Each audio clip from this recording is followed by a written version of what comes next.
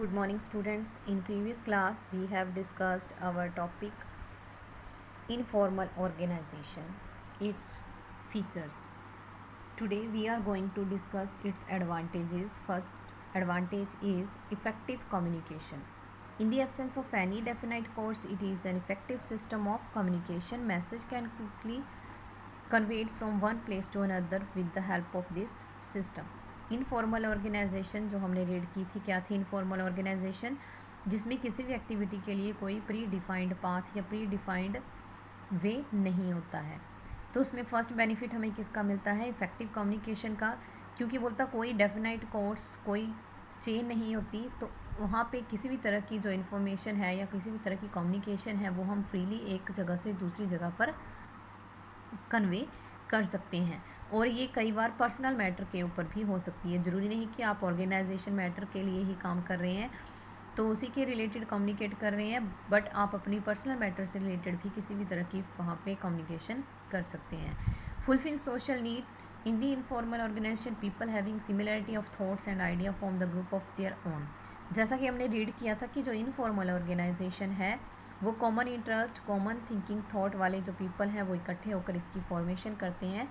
तो ऐसे ग्रुप में क्या है, people in the group stand by one and other in all the organisation और पर्सनल मैटर। चाहे किसी भी तरह की रिलेटेड प्रॉब्लम हो, चाहे ऑर्गेनाइजेशन से रिलेटेड या कोई उनकी अपना पर्सनल मैटर हो, तो वो आपस में हमेशा एक दूसरे के साथ एक दूसरे की रिक्वायरमेंट को पूरा करने के लिए हमेशा तैयार रहते हैं। Next one is fulfil organisational objective. Here there is no pressure of the formal organization. In the informal organization, subordinate put their idea before the superior without any fear or hesitation. क्योंकि क्या है, इसमें कोई prescribed वे नहीं है। कोई भी person, कोई भी एम्प्लॉई को या लोअर लेवल का जो पर्सन है वो अपने सुपीरियर के साथ या किसी हायर अथॉरिटी के साथ बिना किसी डर के, बिना किसी झिझकिचाहट के अपने आइडियाज़ को पुट करता है, उसे बताता है। It helps to supervisor to understand their difficulty and immediate solution of the problem is sort out. तो इससे ये फ़ायदा मिलता है कि अगर किसी को कोई प्रॉब्लम आ रही है तो वो इमीडिएटली अपनी प्रॉब्लम है वो अपने सुपीरियर को बताता है, जिससे उसे उसी टाइम सॉल्व करने में आसानी रहती है। Next are the limitations of informal organisation. हमारे पास एडवांटेजेस थी, इफ़ेक्टिव कम्युनिकेशन होती है, फ्रीली कम्युनिकेशन होती है, सोशल नीड्स जो हैं वो एम्प्लॉयज़ की वो पूरी हो जाती हैं, और उनके जो ऑर्गेनाइजेशनल ऑब्जेक्टिव हैं वो आसानी से अचीव हो जाते हैं। But there are some limitation. First one is it creates rumours. Rumours means अफवाहें। All the person in an informal organisation talk carelessly and sometimes a wrong thing is conveyed to the other person which may bring in horrible result। क्योंकि free flow communication है, किसी भी तरह की कोई वहाँ पे हेजिटेशन या किसी तरह का फेयर नहीं है। अपने पर्सनल ऑर्गेनाइजेशनल मैटर पर एक दूसरे के साथ डिस्कशन हो रही है, तो कई बार क्या होता है, जो पर्सन है वो गलत चीज़ को आगे किसी पर्सन को कन्वे कर देता है, जिसका रिज़ल्ट बिजनेस के लिए अच्छा नहीं हो सकता। It resists changes. This organization resists change and lays stress on adopting the new techniques. ये जो ऑर्गेनाइजेशन है वो चेंजेस को ज़्यादा पसंद नहीं करते हैं। अपने तो जो वर्कर्स हैं वो अपने ऊपर किसी तरह की रिस्ट्रिक्शंस नहीं चाहते हैं। And it Lay's stress on adopting the old techniques. वो चाहते हैं कि जो पुरानी टेक्निक जो पुरानी मेथड से जैसे काम कर रहे हैं एज इट इज़ वैसे ही वो काम करते रहें। Pressure of group norms.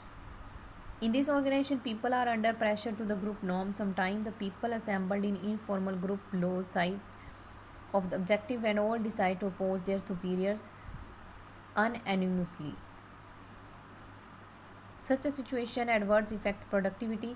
Pressure of group norms हमने पढ़ा था कि यहाँ पे ग्रुप नॉर्म्स बनी होती हैं। जो लोग हैं या पीपल जो एम्प्लॉयज़ हैं वो अपने ग्रुप्स बना लेते हैं और वो अपने सुपीरियर के ऊपर प्रेशर बनाते हैं अपनी प्रॉब्लम्स को सॉल्व करने के लिए या अपनी रिक्वायरमेंट को पूरा करने के लिए। तो ऐसी सिचुएशंस होती हैं, उससे जो सुपीरियर है उसे कई बार ना चाहते हुए भी कुछ ऐसे डिसीज़न लेने पड़ते हैं, तो जिसका सीधा इफ़ेक्ट किसके ऊपर पड़ता है? बिजनेस की प्रोडक्टिविटी के ऊपर। So this is clear from the above description of the both type of organization have their merits and demerits. जैसा कि हमने रीड किया फॉर्मल और इनफॉर्मल ऑर्गेनाइजेशन के बारे में, तो बोलता है इनके अपनी अपनी एडवांटेजेस और लिमिटेशन हैं. On the one hand, formal organization is helpful attaining the objective of organization very easily. एक तरफ हम देखें तो जो फॉर्मल ऑर्गेनाइजेशन है उससे हम अपने ऑब्जेक्टिव को आसानी से अचीव कर लेते हैं. But on the other hand the informal organisation is not less important used properly. दूसरी तरफ देखा जाए तो जो इनफॉर्मल ऑर्गेनाइजेशन है वो कम इम्पोर्टेंट नहीं है अगर हम उसको प्रॉपरली सही ढंग से यूज़ करें. So, in short, informal relation among the employees are complementary to form relationship. In this conduct, it is said both formal and informal organization are necessary. दोनों ही तरह की organization जो है वो हमारे लिए क्या है, ज़रूरी है. For any action, just as two blades are essential to make a pair of scissor workable. Same उसी तरह जैसे एक कैंची जो होती है, सीज़र जो होती है, उसके दोनों ब्लेड्स की ज़रूरत होती है उसको वर्क करने के लिए, उसी तरह से एक जो ऑर्गेनाइजेशन है उसमें फॉर्मल और इनफॉर्मल ऑर्गेनाइजेशन दोनों की ही ज़रूरत होती है उसको अच्छी तरह से वर्किंग में लाने के लिए. Clear? So these are the advantages and limitations of informal organisation.